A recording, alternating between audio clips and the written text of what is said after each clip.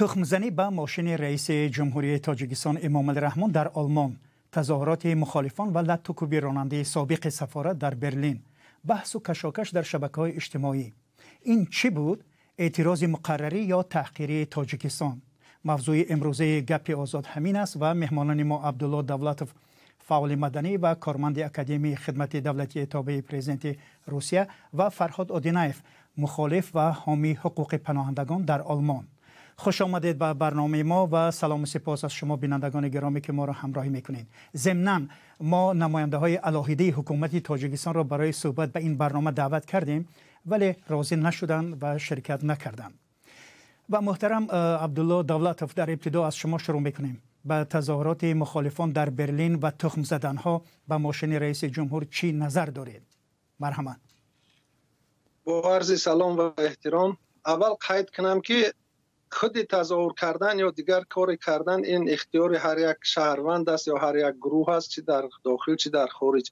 ولی مشکلات در این عمل در اون بود که من گویا همین را اگر به روسیه گذرانیم چنین بود. همین زیاده از 20 سال می شود که در روسیه نه یک بار و دو بار چی با فعالان جامعه شهروندی چی با رئیس جمعیت ها می گفتم که همین تاجیک ها را پایبند مهاجرت نکنید.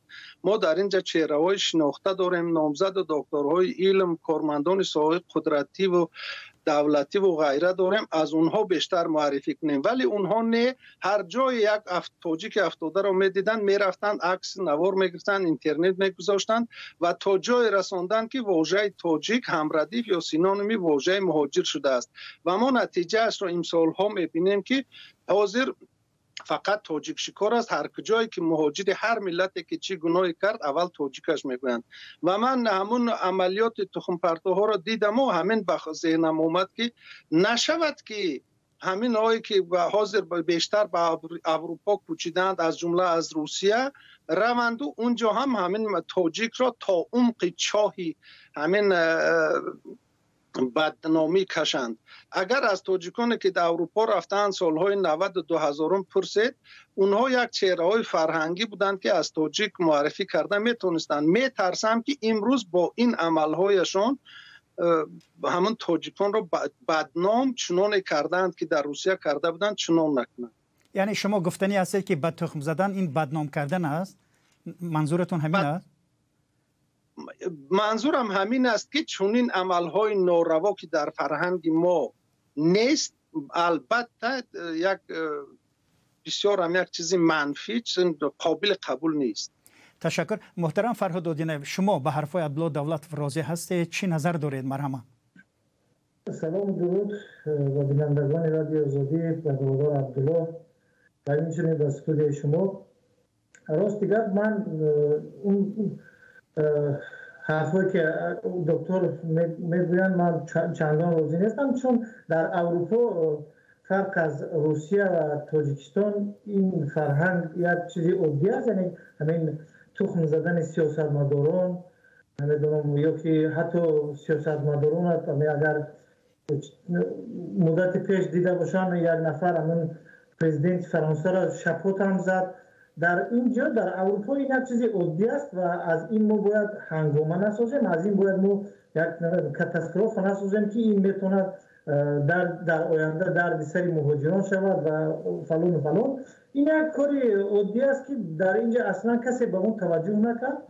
من اصلا توجهی همین مسئله را بیشتر در فضای اینترنتی و در فضای اطلاعاتی که هست در تاجیکستان میبینم و کمتون در فضای روس زبان ها که پیگیری میکنن همین مسائل آسیای میانه را در همونا میبینم. در دیگر جای این نیست. اصلا در اروپا کسی در این موضوع گپ هم نمیزنه. تشکر. محترم عبدالله دولتوف، چند سال پیش رئیس حزب اکنون ممنوع نهضت اسلامی محی الدین کبیری را در کولاب نیز با تخم زده بودند، یا جورج بوش را در بغداد با کشف زدند، یا مکرون را با تخم. پس می شود گفت که این یک چیزی عادی است؟ نه، اول اینکه این چیزی عادی نیست و این نه فرهنگ سیاسی اروپایی است و نه آسیایی. اینجا هم و اونجا هم همه جا قانونشکنی است. اگر که اول اینکه با فرهاد گفت که این رو در شبکه‌های اجتماعی تاجیکی و وقتی که من کشادم شبکه‌های اجتماعی رو همون بعد همون روز که فرصت شد کشادم شبکه‌های اجتماعی رو دیدم که اکثرا همه صحیفه‌های مخالفین یک رقص و بازی است که گویا که اونها ریخستگ رو ضبط کرده باشند و چنین یک تعریف و توصیف بود. بعد فهمیدم که یک تخم رو با تیریزه یک ماشین نمیسی زدند. گپ در سر اون است که بعد با کدامشون مینایستند که این یک فرهنگ عادی است، ماکرون رو زدند و شما گفتید که پرزیدنت این رو زدند و اون رو زدند. گپ در سر اون است که فرهنگ سیاسی اروپایی فرهنگ صحبت و بحث دارد. اونها سمینارها میگذارند، کنفرانس ها میگذارند، واخوری های مطبوعاتی میگذارند. کو بینیم که همون مخالفان سیاسی حکومت تاجیکستان که اونجا هستند و یک تخم زنی رو همچون فرهنگ قبول کردند، مگر یگان چاره‌بینی سیاسی که با جلب سیاستمداران اروپایی یا سمینار یا کنفرانس یا میز مدور هیچ یگان چیز گذراندند که ما گوییم که اینها در همون دریای سیاست هستند و در این کارش هم همگی یک جزء از همون سیاست این است، یا که فقط سیاست در همین تخم پرتایی باشد.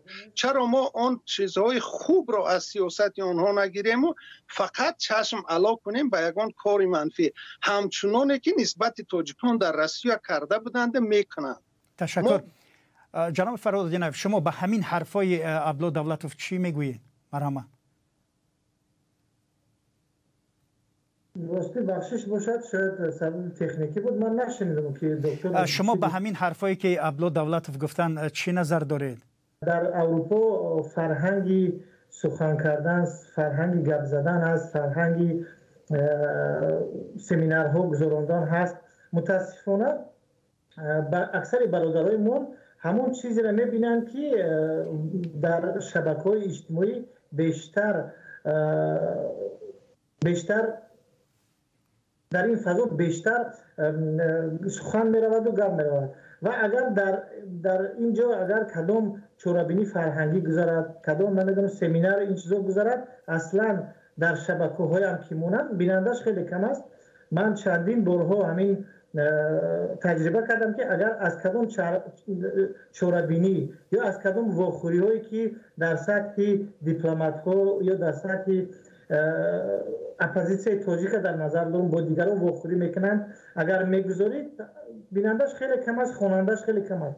ولی اگر نمیدونم کمی اگر جنجال دو نفر اگر باشد در هر کجایی که نباشد اون رو میلیون بیننده پیدا میکنند. متاسفانه چنین است و این عیب نه تنها مخالفین است، نمیشه فقط در مخالفین دید، چون شیشتر صحبت کردن دو طرفه می شود. نمی شود که ما فقط خودمون با خودمون صحبت کنیم و خودمون با اروپایی صحبت کنیم. اگر طرف تاجیکستان آماده باشد، غیرت داشته باشد که یک اروپایی مو بشینن صحبت کنن، این که دیگر از این می شود بود که یک صحبت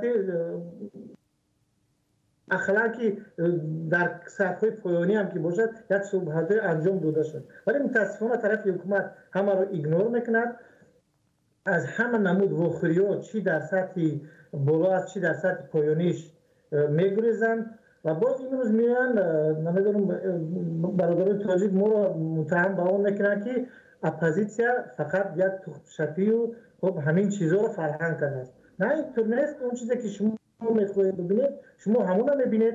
در اصل این کار تماما دیگر است. تشکر. محترم فرهاد دودینه، شما گفتید تخم زدن به ماشین منصبدار و یا حتی رئیس جمهور یک نوع اعتراض در کشورهای دموکراتی است، اما برخی از چهره‌ها آن را تحقیر تاجیکستان شمردند و گفتند شرط نبود این کار شود. نظرتون چه است؟ از من فرهاد دودینه مرحبا. بله، من از استاد کبیری نمیگم، چون سال 2014 با همین شکلی که رحمان و فهمگی یک تخم در ماشینش زدن که اون وقت دکتر عبدالله یگام گفت در این باره نگفت، نظرش در شبکه‌های اجتماعی نگفت در دیگر جا، من به این کار ندارم. ولی با یک شیوه بسیار بی‌ادبانه میآیند خانه یک نفر که مثل رحمت الله رجب خودش در زندان است، خانه او رو تخم شپک میکنن، اویله او رو تخم شپک میکنن. کسی این رو نمیگه که این فرهنگ کاری درست نیست، این فرهنگ تاجیکی نیست، این به فرهنگ ما راست نمیآید، یا اینکه میآیند خانه ایلامجان خوب همین با همین شیوه در نزد خانه فعالان اجتماعی میتینگ میگذارن، اینا رو نمیبینن. ولی یک بار که تخم به ماشین پرزیدنت رسید، همه اونا را سخت رسیده است و برای همش این فرهنگ بیگانه شده است. پس اگر این فرهنگ بیگانه است، ما از شما گرفتیم، ما از همین کمیته امنیت ملی برای ما درس دادیم را یا کی تشکیل میکنه؟ رحمان خودش. همین است دیگر، نمیشه که گناه را همش در کله ما زد، چون شما این کار را حداقل 7 سال 8 سال پیش شروع کردید. ممکن نه این بار اول این کار کردیم. جواب همون طوری می شود که شما اون رو انتظار نمی شود یک نفر، یک گروه، یک طرف فقط سخن بزند، شما در عوضش لطوکوب کنید. ما سخن میزنیم، شما میبرید خیش توار ما رو لطوکوب میکنید، بازداشت میکنید. این یک طرفه نمی شود. انتظار باشه که از طرف دیگر هم به شما برخورد همون خیلی میشه که شما خودتان برخورد میکنید اونو. بله، تشکر. محترم عبدالله دولتوف، برخی کاربران شبکه‌های اجتماعی از تخم‌زنی تحسین کردند و گفتند که این یک نوع پاسخ به بازداشت و محاکمه‌های پس درهای بسته و حکم‌های درازمدت و کشتار ناراضیان و تعقیب نزدیکانشان در تاجیکستان است. شما در این باره چه میگویید؟ با اجازه شما چون که فرهاد اودینف به این نکته اشاره کردند. فهمیدم. اول به همون فرهاد اودینف یک جواب بدم که با شما گفته اگر به من مراجعت کرده باشد اشتباهی بزرگ میکند، چرا که من 12 سال بیشتر است که در تاجیکستان نیستم و از حکومت هم نیستم، با اونها همکاری هم ندارم. و در موضوع دیگر است که اگر کبیری رو مثلا با تخم زده بدن، حکومت تا این سطحی که مخالفین هنگامه برداشتند که های ما تخم زدیم و همه شبکه‌ها خدمت تاجیکی اینترنت پر از عکس تخم بود و مسخره و تحقیر و این و اونا چونی نکرده بودن. طبیعی است که این یک دویمش که میگوید که اگون چورابینی فرهنگی، اول اینکه ما از چورابینی سیاسی گفتیم، اگر چورابینی که گذرانده تو معرفی کرده نتونست چنانه تخم رو معرفی کردید، این عیب بیننده ها یا خواننده های صحیفه های شما نیست. اکنون به موضوع سوالتون که گفتید، نگاه کنید، یک چیز را در حقوق شناسان از من خوبتر میدونن، میگن که سوبسیدیار نه اتویسنس بروسی میگن، یعنی مسئولیت فرقوی یا مسئولیت گروهی. در قانون‌های تاجیکستان همین چیز قبول شده است. به من خوش میآید، نه خوش نمیآید وقتی که همین دو نماینده یکی از گروه مخالفین، گروه بسیار نسبت من تهمت کردند در تاجیکستان، نسبت هم پرونده افتتاح کردند. همین هم کارگران همون ساختارهای قدرتی خونه رفتند، پدر و مادر ما رو استنطاق کردند. ولی گپ در سر اون است که اون کارمندان ساختارهای امنیتی و قدرتی و پروکوراتور و غیره، اونها همون قانونهای بوده را اجرا میکنند. افسوس، صد افسوس که در تاجیکستان همین قانونی سوبسیدیاری یا که فرقوی عمل کننده است. اگر که مخالفان سیاسی یا که کسی که از این ناراضی است و توان دارد، مرحمت طریق وکیلان یا که پرزیدنت یا که دیگر راهها طلب کنید قانون رو عوض کنند تا خویش و توان رو اذیت ندهند. و در وقتی که ما در این موضوع میگیم، ما همین دو نقطه اساسی رو باید از هم جدا کنیم، احساسات و قانون. از نقطه نظر انسانیت، ذهنی، احساسی، البته من مخالف آنم که روند یک نفر جنایت کرد، یک پسر نوخلف که از پدر و مادرش مثلا رو گردانده است، میرود یک جنایت صادر میکند، آمده پدر و مادر او خویش بار او را تضییق دادن، البته از روی عقل این کار غیر عقلی است. ولی از روی قانون که اگر همین قانون سوبسیدیاری ازشان عملی میکند، میروند میگیرند. این یک. بعد اینجا فرهاد اودینف گفتن درباره که اذیت میدهند. یا اول اینکه اگر چنین قانون در تاجیکستان است که خویش و تبار یا نزدیکان جوابگو میشوند به جنایت یک نفر دیگر، این قانون اگر عمل کننده باشد، پس در همه کشورهای دنیا، چی در امریکا، چی در اروپا، چی در چین و روسیه و تاجیکستان و غیره، فقط و فقط حکومت حقوق ظلم دارد. فقط همون حکومت میتواند ظلم کند. مثلا یک از جنایت صادر کرد، اومد فرزند یک کس را کشت، پدر او را کشته نمیتواند، چرا که حقوق ظلم را ندارد. حقوق ظلم را دولت دارد. دولت اون را میگیرد، میبرد یا زندان میکند یا میکشد. ما باید همین دو چیز را، اگر که سیاستمدار باشیم، احساسات را از قانون جدا کنیم و طلب کنید که همون چیزهایی که از نقطه نظر سیاسی معقولتان نیست همونها رو عوض کنیم. ما اگر بله فهمو. ولی جناب عبدالدولتوف، به هر ترتیب آیا واقعی تخم در برلین بر روحی جامعه در تاجیکستان تاثیر داشت؟ چون که شما البته که رابطه دارید با داخل. البته من صحبت میکنم از شبکه‌های اجتماعی، هم تاجیک‌های اینجا میدونم. البته این کار به اکثر کل شناس‌های من خوش ناآمده است. باز هم گفتند که این فرهنگ ما این چیز نیست، اقلا برای 30 سال یک کلانسال رو باید حرمت کرد.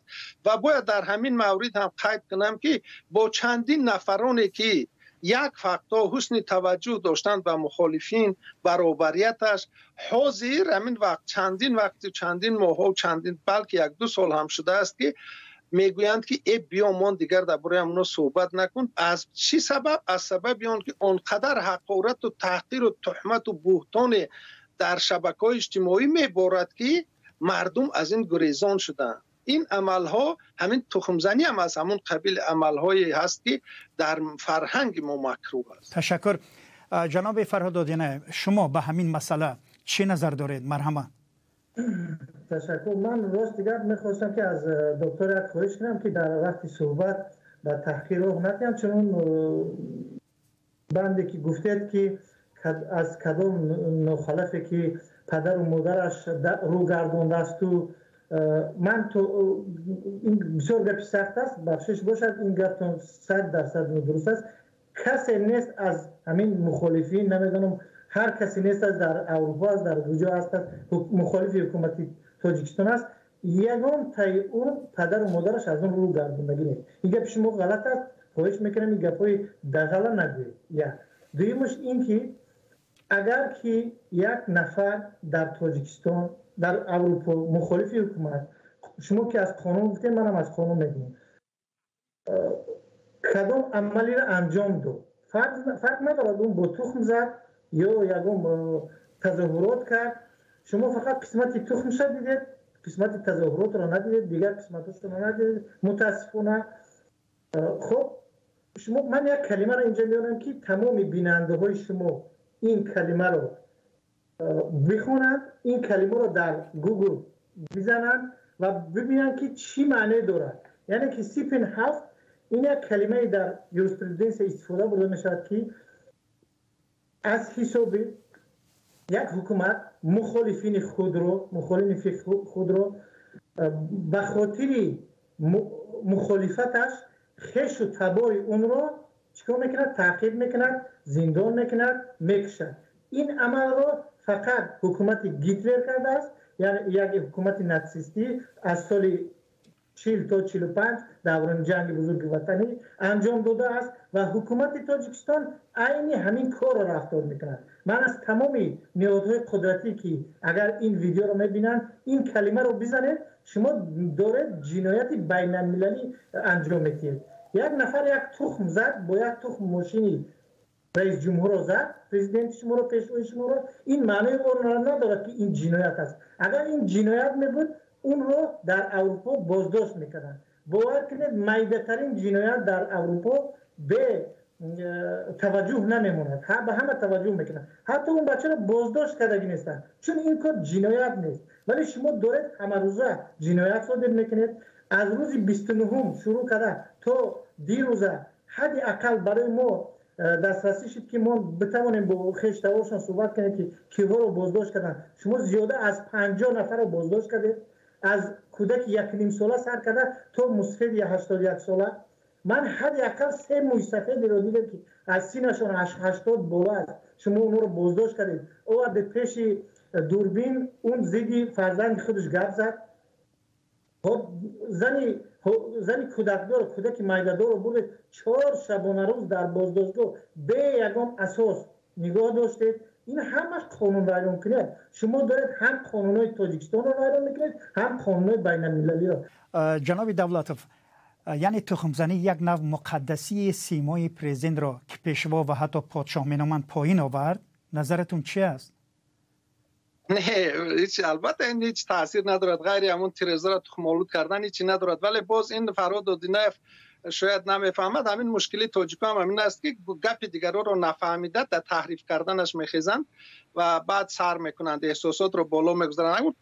گپ در سر اون است که البته هیچ بعد نه به ایمیج و نه به یگان دیگر سمت‌های پرزیدنت تاثیر هم نکرد. البته این یک کاری بود که در تاجیکستان اگر کسی که طرفدار مخالفینی بود بسیاری هایش از اون هم رو گرداند، برای که این یک کاری که از فرهنگ بیگانه بود، کاری که نتونست. این میدونه چی، همون مولانا یک گپ دارد، میگوید همچون چون غلام هندویی که کین کشد و ستیز خواجه خود را میکشد، سرنگون میافتد از بام سرا تا زیان کرده باشد خواجه را. این همون کار است، خود را از بام میپرتایی که فهمند که خواجه زیان دید. ببینید به هر ترتیب مرحمت دکتر حرکت دو برشید فکر خود را میخواهد برای دیگران تحمیل کند. اگر نمیدانم کدام شناس شما کدام چند نفر از دوستان شما، حالی معلوم نیست برای ما چند نفر به شما گفتن که این کار سبب شد که کدام طرفداران مخالف از مخالفین رو گرداندن، من این قبول ندارم. چون برای ما برعکس نفرانی که تو امروز طرفداران پیشوا و نمیدونم چی بودن گفتن که شما یک شلاق خوب بر پیشوا و طرفدارانش زدید و این هم یکی از نمودی بود که همین جواب رحمانوف تو درجه کیبرش بلند شده است که هیچ کس حق نمیدونم هیچ کس جرأت نمیکرد که در نزدش نه در پشتش اون رو یکم گپی بگه. ببینید به هر ترتیب کاربران زیادی در شبکه‌های اجتماعی تخم زدن به ماشین پرزیدنت را در سفر خارج کاری شرمسار کننده ملت و دولت و کشور و وطن نامیدند. در یک نظرسنجی غیر رسمی در کانال رادیو آزادی در یوتیوب از بین تقریبا 3000 نفر 48% آن را کاری خطا و بی فرهنگی نامیدند، اما 35% یک اعتراض مقرری شمردند. 18% در جواب انیق دشواری کشیدند. شاید حقیقت در میانه جای این دو قطب است، اما لطکوب چند نفری یک کارمند سابق سفارت تاجیکستان را بینیم. این چه معنا دارد؟ نوار مذکور همه جا نشر شد و این شرح زیادی را هم تماشا کرد، دیدید و خواندید که رفتار مخالفان از رفتار مقامات تاجیکستان که مخالفان همیشه آن را تنقید میکنند فرقی نداشته است. نظری شما جناب فرهاد آدینه چی است در رابطه با همین مسئله؟ هر یک عمل رو یک کس اگر که فرض کنیم چند نفر اومدن یک عملی رو انجام دادن، خب ما اینا بالای سری همه گروه میمونیم که دیگر مخالفین کارو کرد، اینا از یک خطا است. بعد دویم باید یک چیز ما درست درک کنیم که تو اون درجه رو نمیدونم ولی کارکنی امنیت بود، شوفیر پیشینه سفیر هر کسی نبود، تو اون درجه رو کی بردارن که یک نفر 6 دست با اون با خوبی با آوازی پست صحبت میکنه، فقط در دستش تلفن، اونو در دستش با شته میزنه. میبخشید شما یک نفر رو با شته زده انتظار باشد که اونم تو رو با مشت میزنه، نمیشه که شما دیگه این تاجیکستان نیست برای شما. ببینید ما نوار ویدیو رو تماشا کردیم ولی عکس این چیزایی که شما اشاره کردید نشون میده. نه شما از اولش نوار رو اگر درست تماشا نکردید، در نوار در اولش برو درست دیده میشود که اون نفری که نمیدونم شاورما میخره اون اول میگردد سینی اون بچه میبینه میگه تو من عکس میگیری، میگه هو بچه‌تا میزنه تلفنی رو از دستش میافته. شما نوار بعدی رو میبینید که نوار در نوار مثلا ببینید در همه حالت ممکن است که عکس یک نفری که مثلا هیچ به چیز دخالت ندارد اون باید عکس گیری کنه. اینا که قانون که من نکرده است. چرا اول باید اجازت باید پرسید، همین که راضی شد بعد میتونید نوار برداری کنه. در وجود اومد است که من اگر که در کوچه اگر میرزانبی خلیزاده یا که عبدالله دولت رو دیدم از اون ویدیو اون داخل قهوه خانه بود، اون کوچه که نبود. باشد داخل قهوه خانه میشه که اینو باید طرز دیگر رو با خوبی بود. برادر همین من یک کارمند عادی ام در همینجا اومدم مثل تو یک شهروندم، مثل تو یک تاجیکم اومدم که خوراک شام ما بخورم. میشه که همین شما من عکس نگیرید ویدیو نکنید از من. اگر اون این طرف صحبت میکرد اونها میزدن، کسی به او دست برداری میکرد؟ البته که نه. تشکر. چیزی رو برخورد میکنید که با دیگران میکنید. اونا کیبرشون تو من ببینید در میرزانبی یک بار نزد سفارت رفتگی نیستم. من بارها دیدم کارمندای سفارت چین اونایی را که در مسکو هستن بودن چی در اینجا اکثرتش در قلانه رفتن میکنن. ما در مسکو یک کنسول داشتیم که کسی نبود از زمین مهاجرون که بالای او شکایت نکرده باشه. با چنین رفتار دغل با حقارت ها با دشنامه‌های قبیح رفتار میکرد، صحبت میکرد با شهروندان. من با گوش خودم بارها اینا رو دیدم و اونا باید که از اون اسبی کیبرشون فرایند پایان با مردم صحبت دیگر کنن، یعنی یک معامله خوب کنه با شما معامله خوب میکنن. اگر پرزیدنت اومد آلمان اگر با مخالفین در یک زل میشیش صحبت میکرد 10 نفر از گروه 24 10 نفر از پیمان ملی 10 نفر از مخالفینی که در یکم گروه ها نیست دعوت میکرد 50 نفر دیگر از طرفداران خودش دعوت میکرد در یک قهوه خانه که اونا که در یک رستوران شیشتن روز 28 با طرفدارانش ضیافت کردن در همون اگر دیگران هم دعوت میکردن کسی اونا با تخم میزد. تشکر. کسی اونا دیکتاتور میگفت در نزد کامره البته نه تشکر میکنن که خودشان میکنن. بله و حالا سوال به هر دوی شما، همین لطوکوبی کارمندان سفارت را بعضی بیانگری هنوز هم شکل نگرفتن تحملگرایی و یا مدارا در بین مردم تاجیک نامیدند که یکی حتی تاب شنیدن نظر دیگری و یا رقیبش را ندارد. محترم عبدالله دولتوف نظر شما چی است؟